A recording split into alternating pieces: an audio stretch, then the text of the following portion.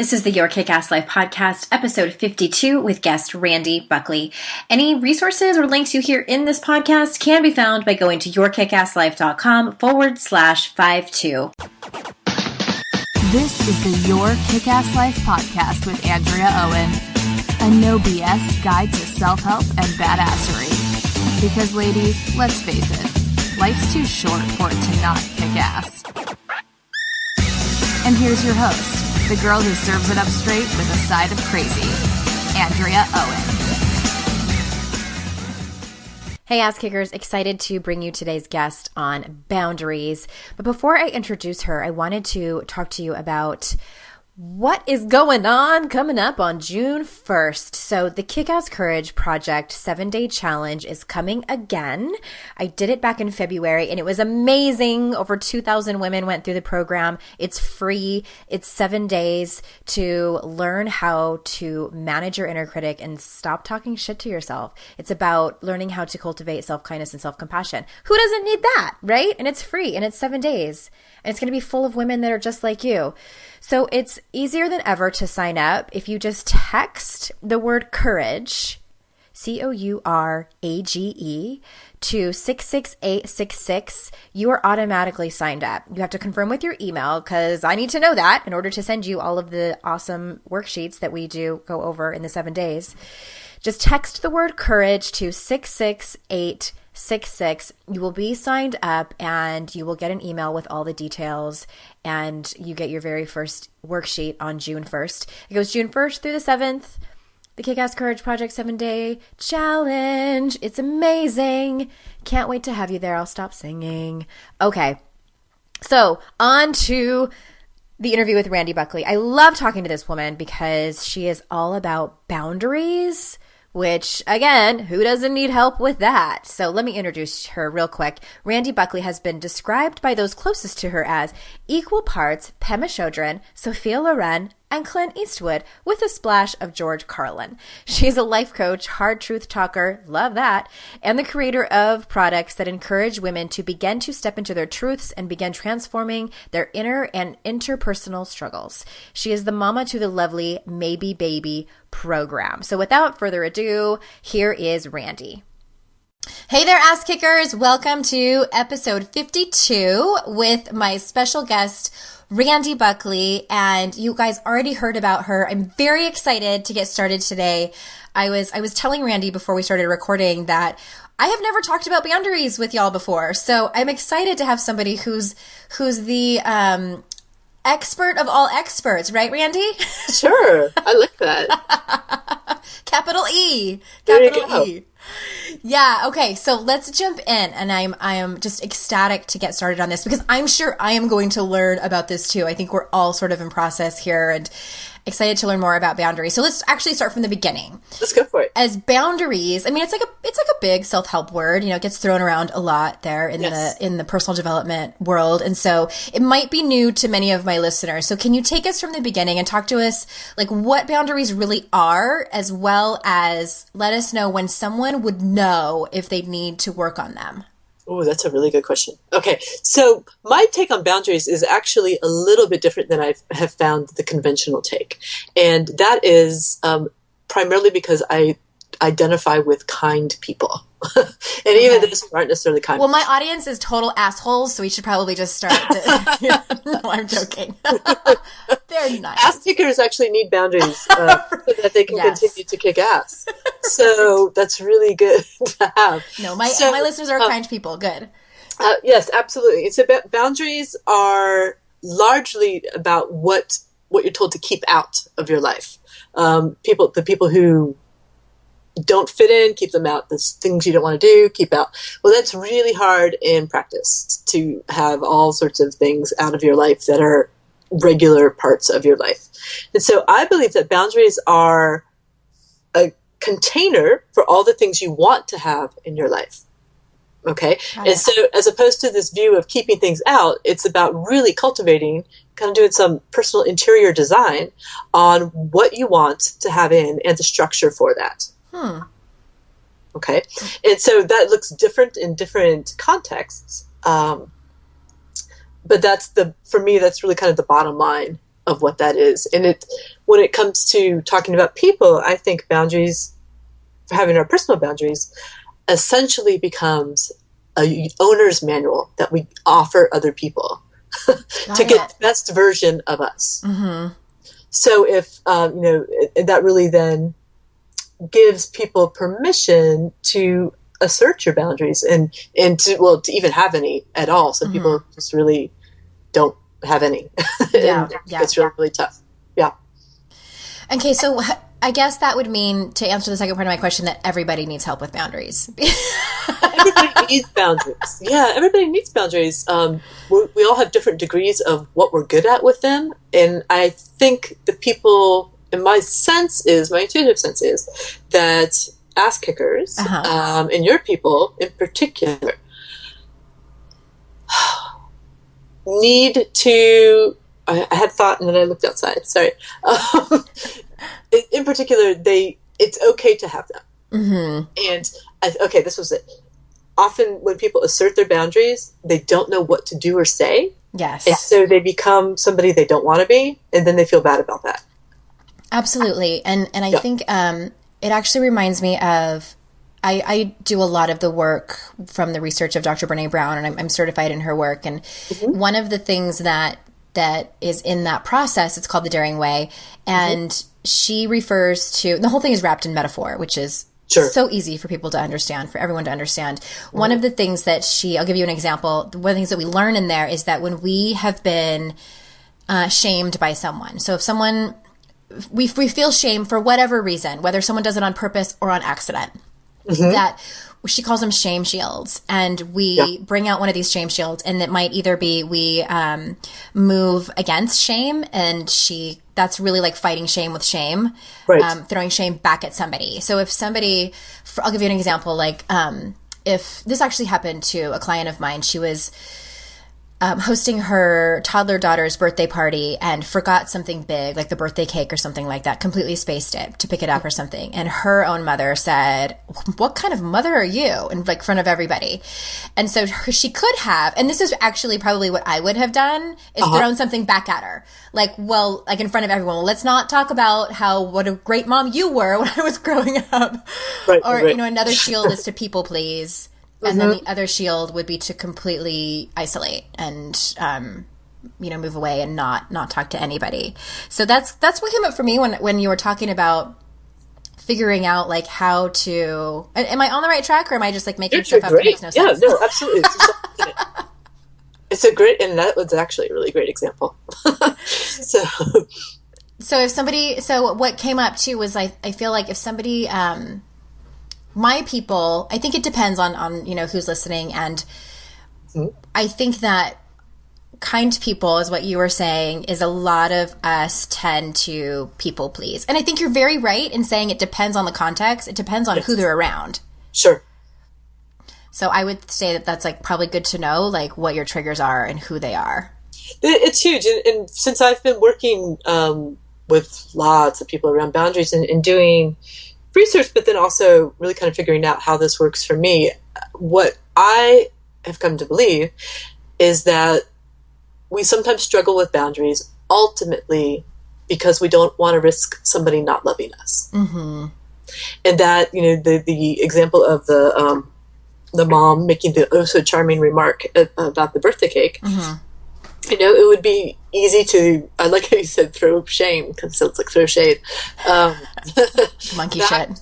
Right, exactly. Or not risk somebody not liking us and doing nothing and letting them just walk on it and walk all over you and walk on the situation and take it. And it doesn't mean necessarily that the person we might sit next to on the bus who decides to sit with his legs wide open and we only have 3/4 of a seat, that we're worried about him not loving us. But going back to some of those earlier childhood, primal, younger instincts of wanting to be cared for, wanting to be loved. So, and I think whenever we feel like we're asserting boundaries, we risk that to some degree. And that's at risk if we say anything. So for a lot of people, instead of saying anything, they will just do nothing. Mm-hmm. I think too, do you think that people look at setting boundaries, and I think this is sort of what you were pointing to in the beginning, I might just be articulating it differently, is that setting boundaries is having a fierce throwdown with whomever and making them wrong for whatever they're saying, whatever they're doing, however they're behaving. And so it seems like that's not the case. That is not what boundaries are about. Mm-hmm. They don't have to be. I mean, I think for some people, for some people that's personality. Mm-hmm. But a lot of people don't feel like they have the words or know how to handle a situation. And so that sometimes a pendulum, they think they have to do what they've seen. Okay. And for a lot of people, they feel like what they've seen is somebody be a real asshole with asserting boundaries or really shame other people. And they just don't want to do that because that type of boundary does not feel kind. And for somebody who really identifies with kind or sensitive, that's going to be really tricky to do something that doesn't feel kind or sensitive. You'd much rather suck it up. I find that a lot of people really love having sort of like a script or template to follow. Do you provide that in your classes and for the people that you work with? I do. I call it a cocktail line. And can you give us some examples? Sure. So when I was actually, I have a program called Maybe Baby, which is women which I heard is fabulous, by the way. Oh, good. I heard that's for women who are ambivalent about motherhood, and that was really based on my journey. This is related, and I got so tired of people asking me when I was going to have a child. At this point, where I did not think that was in the cards for me, I did not want to do that. I was so tired from it, I decided to come up with what I call a cocktail line. And that was a preset thing I could say in the moment that would allow me to be present and not have to scramble for something to say, so that I could go into a situation confidently and know I had something I could go to. And my thing used to be, I'd much rather be the rich, eccentric aunt. Just something that would, for me, a little humor was what needed to be. So it needs to be reflective of who you are. But it really stopped that conversation and set a really clear boundary that, no, we're not going there. Now, if I wanted to go further into conversation, that was always my choice. But I work with people to script their own cocktail line so that it is reflective of their own truth. Mm-hmm. And that is something they would feel comfortable saying. And this has saved so many people. Yeah, I bet. In many different contexts, because suddenly you have confidence, you have... a lot of people are resistant to doing this because they want to be in the moment. And my idea was this will keep you in the moment because you're not suddenly scrambling or freaking out because you don't know what to say or how to handle the situation.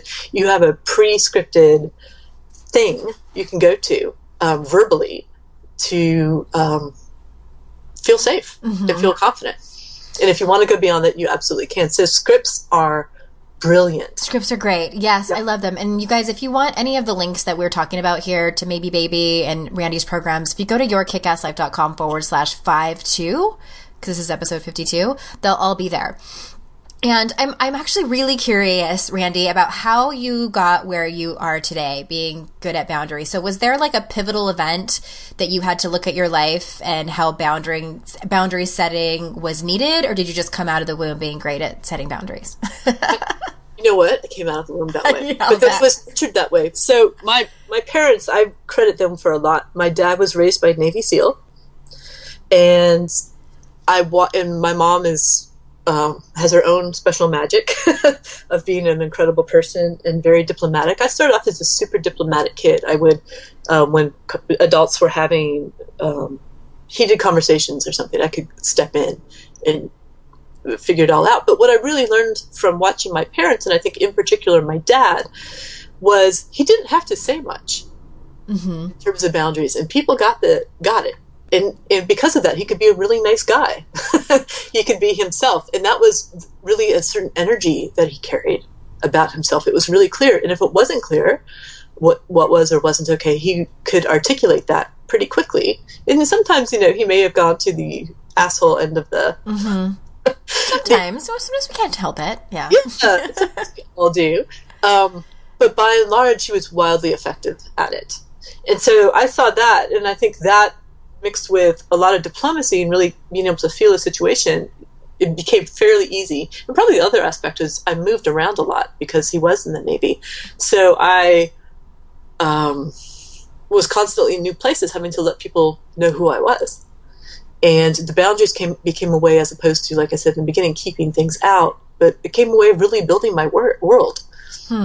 This is what I'm about. These are the type of people I want to be too. So I don't have this awesome story about, oh, it was this and everything switched. But I know for a lot of people that is the case. And sometimes there is a pivotal moment when it all turns around, for sure. Yeah, when you draw the line in the sand and say, like, I can't take this anymore, for sure. Yes. Yeah. And it's, you know, for you guys listening, it doesn't, I think I've written about this before. Like, it doesn't matter if you have a rock bottom story or, you know, like a life-changing event, but it just is wherever. I believe that everybody has their own kind of pain tolerance for suffering in their life, and it looks different for everyone. And it might be like different areas of your life. Like, you can tolerate a lot of pain in relationships or not, or your job, or you know, the relationship with your parents, or whatever it is. And you're never wrong for where you are. You just are different. Love that. Yeah, absolutely. Absolutely. And so your path is going to look like your path and not like anybody else's. Exactly. And I just think that some people aren't ready. Like, they're not ready to set that boundary with so-and-so. Like, they have to go through a certain amount of stuff before they get to that place. Yes. I think that's definitely the case for a lot of people. Yeah. And I'm curious too about, because I'm guessing that, you know, you do this work a lot with people, and I'm guessing that the boundary setting, I guess not the boundary setting itself looks different, but sort of the I'm not asking this very well, and I'm having a hard time. Okay, so let me give you an example, might be better. So sure. I make up that people that set or need to set boundaries, like with their parents, that looks vastly different than if they need to set boundaries at work. So given the example of parents, how much of it do you think is, like, do the people really need to work on the kind of background, family of origin stuff, or do they even at all before they set the boundary? What do you think? I think you can start anywhere. Okay. In any aspect. And I do think that those will probably look a lot different and very different, you know, depending on your history and what your personal needs are. One thing I often do, just tangential to your question, but I think it's relevant. I guess that was just an oxymoron there, but I didn't ask it very well. It made total sense in my mind. Beauty and paradox. That's usually where the truth resides anyway. So I often ask people to redefine what boundaries mean based from what they thought they meant prior to coming to the work, and replace boundaries with a word that feels better. So sometimes that word is respect. And all of a sudden it's palatable. Respect is usually a good one. But something of high value that's important to them. And once they switch that word, that really changes things, because ultimately the boundary is a container for all those values, which I'll get to in just a second. But I don't think you have to necessarily start with family of origin stuff. And in fact, I think I actually have written a lot about wanting to figure out our own pathology before moving forward. And sometimes moving forward is how we figure out our pathology of why something is what it is. That's totally my story. Yeah, okay, cool. Well, you are a very... I believe you, yep. Yep, and so sometimes it's so tempting to look backwards and figure it out. But I really think that any sort of personal development work can be a lot like a spider web. Or I studied... Are you trying to say it's a kind of a mess? Like a beautiful mess? Actually, but if you pull on one part of the spider web, every aspect of it moves. Yes, I hear you. And so it's all connected. And so just like in body work, if there's one part of the body where the fascia is really bound up, or there's a knot or something, if you work on that, everything else, even if it's in your shoulder, everything else, even in your toes, will be affected by that. So I think we sometimes trick ourselves in believing we have to start at the beginning. You can just start. And that is what changes things. I love that you said that. And I don't even think I've ever mentioned that here on the podcast. And that is exactly what happened to me, because, and I think it's the case with a lot of people too. It's like, they're like, well, I'm going to start with therapy and then figure all that out. And then, 20 years later, they're still in it and sort of like over identifying with everything in there. And does not have to be the case. I've been through a lot of personal development work and will be for the rest of my life. And I mean, even just recently, like I'm going through stuff and then it is like matching up to something that happened 20 years ago. And I'm like, oh shit, that's why that's happening. Okay. I need to, and now I'm such a junkie. Like I get excited. I'm like, oh, okay. Yes. I'm excited to go talk to my therapist about this and work on this and process it. Yeah, it's cool stuff. Yeah. Well, you mentioned something about values. So what's the connection there? So when I start talking to people about conceptualizing boundaries, because usually it just feels like, you can't see the forest from the trees. If you're feeling confused about this, it's wildly confusing. So I start off with, and you were talking about how metaphors are so great. We use a lot of metaphors. And the first one is boundaries are like a garden. Mm-hmm. So I have people in terms of beginning talking about a garden, picture themselves in the middle of a garden in that you have concentric circles going out from you. So maybe you're in the middle of a 6-layer garden. First of all, each layer is different. You have to tend to each layer, and you get to decide what you want each layer to be and feel like. Because again, if this is a container, you get to design that. So on the outermost perimeter of the garden, I ask people to set their bottom line. And the bottom line is the thing where, it's the literal line in the sand, in terms of metaphor. People who don't meet the requirement of your bottom line don't come into your garden. You might go to the garden gate to interact with them, but they don't come in. And then, so that's the largest perimeter. In the very middle, then you have you. That's one layer. The second largest, or the next circle out, is maybe your most intimate circle. Mm-hmm. And then it keeps going further. Some people have 3 layers, some people have 30. It just really depends on what you want. But I ask people then to figure out or list values or characteristics that are really important to them, that really, that their heart beats for. And for a lot of people, it's respect is always a big one. Integrity, truth, beauty. I work with a lot of artists for whom beauty is really important. One woman, I loved this. She said femininity was of high value for her. So we found out what all these values are. And you and I we're both CTI kids. Mm-hmm. So we've done a lot of value work. CTI is the Coaches Training Institute, for anybody that doesn't know what that is. It's our coaching training alma mater. Yes, very good. Thank you. And so there's a lot of values work there, and that's why this is just so lovely to fill it in. So for each layer, I ask them for the value that's top most important to you. That goes on the inside around you. And then the next layer is that value. And then the next layer working out is your third value, and so forth, however deep you want to go. And then again, the perimeter is the bottom line. So you live your life from the middle. Mm-hmm. So the people who can meet your bottom line, they get to come into the garden. Okay? And they get to go into this outer layer. Let's say this outer layer is beauty. Mm-hmm. So if they bring beauty to your life, there's something in the relationship with them that brings beauty. However you want to frame this question, and usually from a multiple types of questions looking at it, they get to go in that layer. They meet because they meet the condition.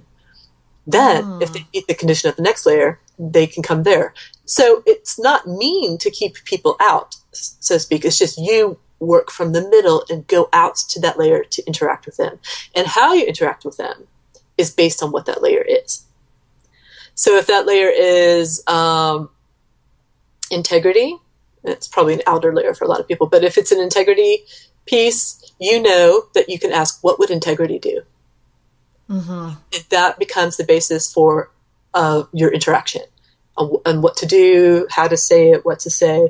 If one of your values is truth, okay, so what would truth do? What would femininity do? Beauty, all those things. And so to me, that's how values then create the landscape for boundaries. I love that. Yeah, thanks. And in that garden, you're constantly having to weed. Mm-hmm. Decide to paint. Yeah, you keep the bugs out. Yeah, if there's if there's a bullshit situation in your life, things did not go well. Great, fertilizer. Right. So it's a great metaphor I love that. Keeping the bugs out. You might have some beneficial insects. Right. Biodiversity there. But that can always change. And then going back to your example about parents versus work, for example, I've had times and people in my life where they needed their own separate garden. Huh. And so we have a little plot off to the side. Like my sister, there was a period of her life, I've talked a lot about this, that I was so frustrated with how it was going. And I was such an overprotective big sister. And I still wanted to help her. But me sharing my frustration with her was not going to help her at all. So I had to create a different garden, a different framework for how I was going to be with her during that time so that I could ultimately fulfill the value of wanting to help her. And show up for her. Yeah. So I had to, she got her own special garden for a while. And I met her in that space. And I love that. Yeah, and often with tricky parental issues, particularly, I find a lot of people I work with have, not all by any means, but many have dealt with narcissistic parents, particularly moms. And sometimes as they're working on boundaries, they have to have a special little plot for their mom. And that's absolutely fine. I love that. I've never heard it explained that way, and it's so easy to understand. And thanks, I made it up. I'm glad. You're brilliant. See, I told you guys she was the expert of the experts.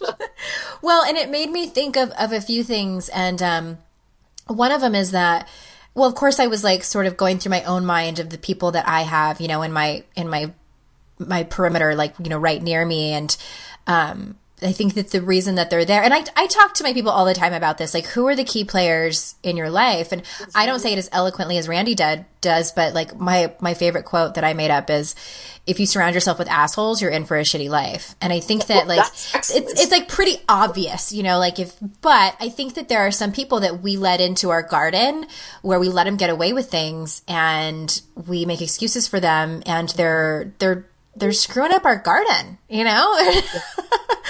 They're not bringing they're not allowing us to, I think, and this is also what I make up about your story too, is that, and I credit Amy Smith, my best friend. She says this about values and people in our lives, is that it's not that they need to totally and completely be on board with your values, but they need to not make you wrong for them.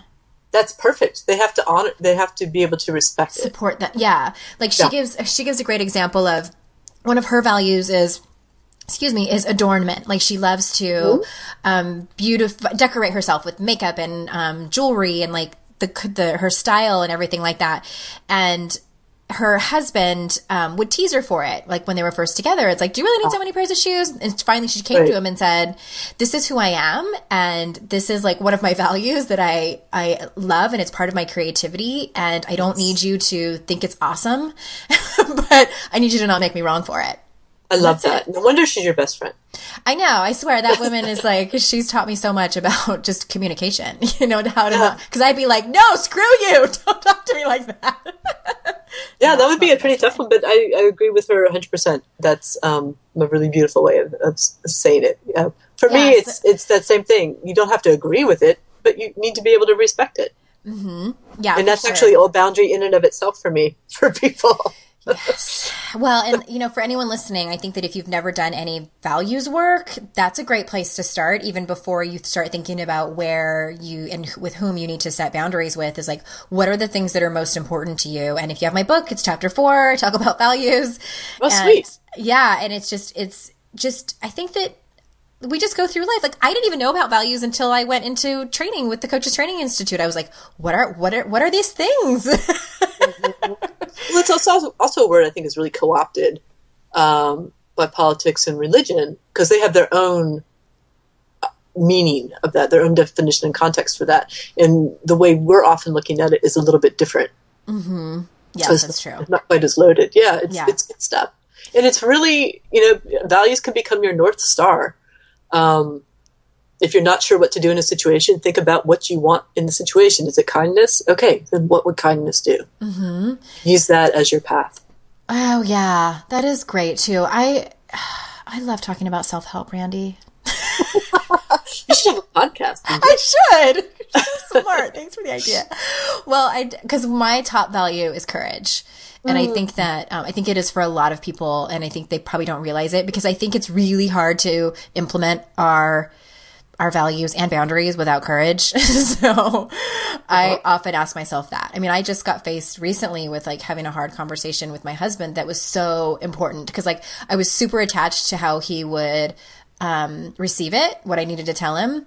And you can't control that. You know, I know that. And so I'm just like, you know, so what I do is I tell on myself. It's like I tell my best friend, I'm like, I have to have this conversation with my husband and I don't want to. So because I know she won't, you know, she won't let me off the hook. And it was courage. Like I had to call on courage and that was my North Star. And I'm happy to report that the conversation went really well and he received it really well.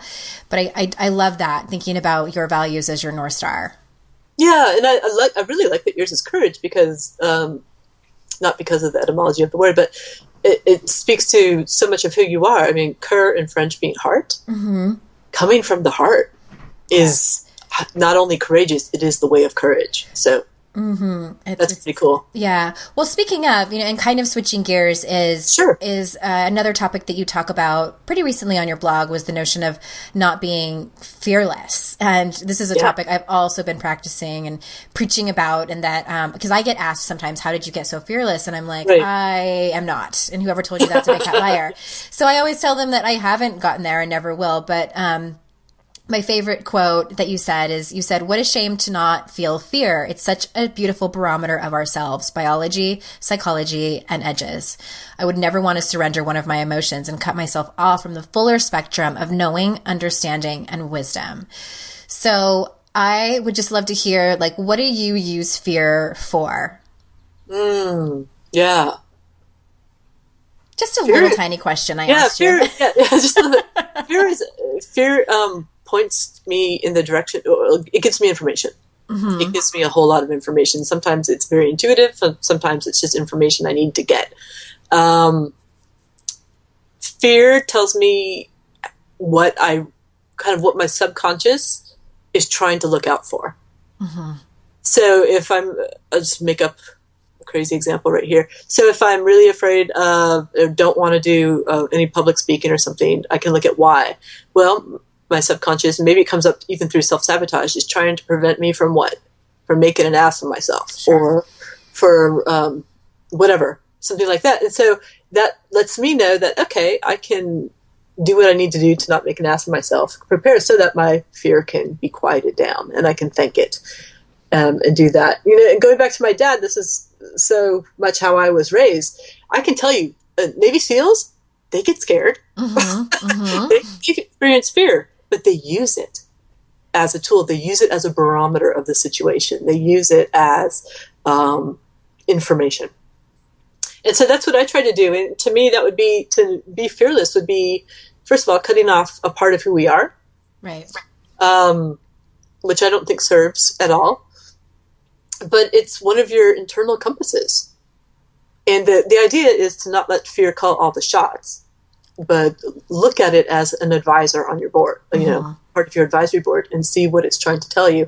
And then see if you can meet the conditions so it can chill out. Or is it just full of crap at that particular time? But you then get to discern what that is, as opposed to just letting it commandeer the steering wheel and taking over. I love that. And I was just thinking of that same metaphor of like being in the car. Like the one that popped into my mind was like driving a bus, like a school bus. And, you know, school buses are notoriously rowdy.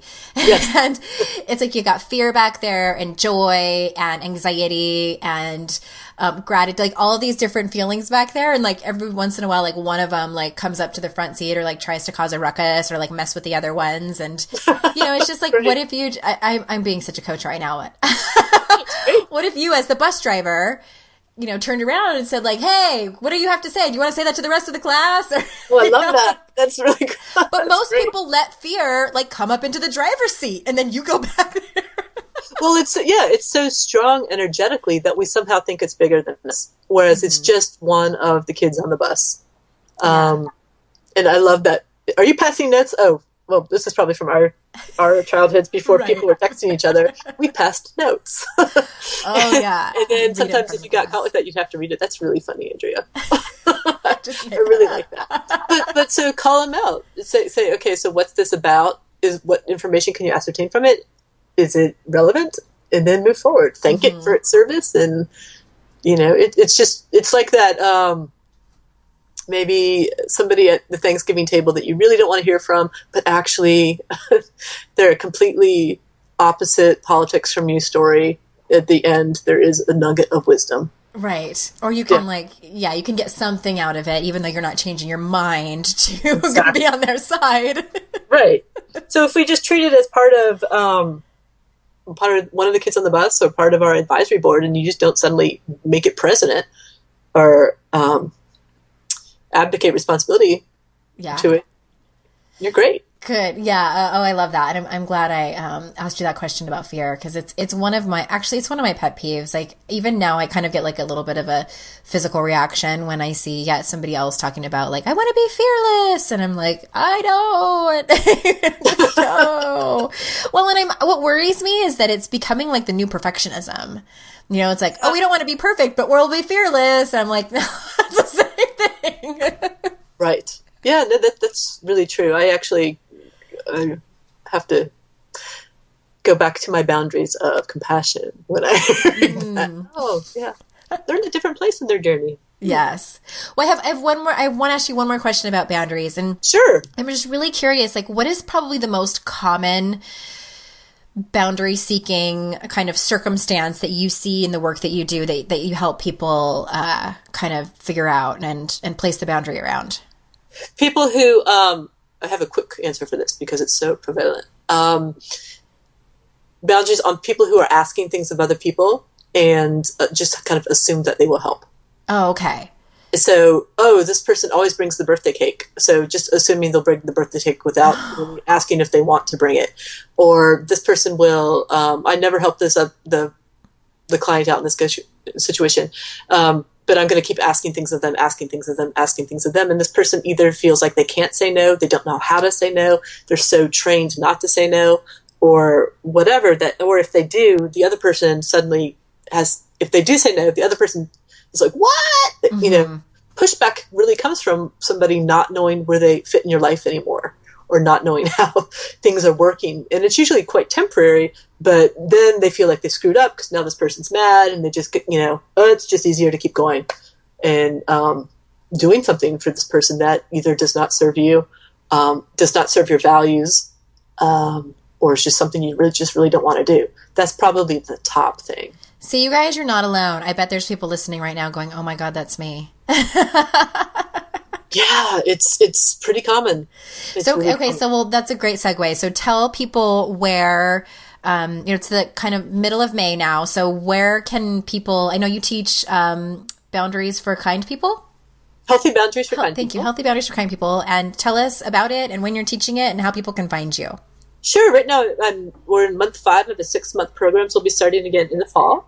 I'm probably going to change the format a little bit, but it's at randybuckley.com, which you kindly said you had the link to, so thank you. Mm-hmm. It's Randy with an I.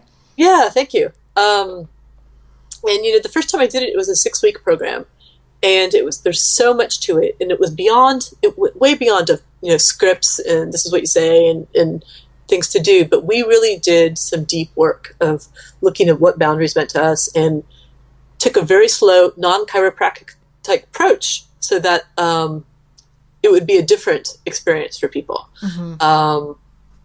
We go deep, and then people have said it absolutely changes their lives. I'll bet. It's quite cool. And some relationships go away. Some, particularly the narcissistic mothers, who they never thought they could have a good relationship with, suddenly change. So it's, I really feel like if we don't honor our own boundaries, nobody else will either. Yep. And so part of honoring your own boundaries is learning how to do that and what that means to you. Yeah, it goes back to the age-old personal development phrase of you can't change other people, you can only change yourself, and then watch what happens to the people around you. Mm-hmm. Yep. Yeah. Well, thank you so much for being here. I am so grateful. And it's yourkickasslife.com/52 to get the links to Maybe Baby and Healthy Boundaries for Kind People, and over to Randy's website. And Again, thank you, Randi. I hope this was fun for you, talking about Super fun. Thank you. Talking about shit that matters. That's what I like to say. That's the only thing I like to do. All right, everybody. Well, thank you for being here and tuning in, and I will see you next time for episode 53. And until then, I will see you in cyberspace. Bye-bye. Bye.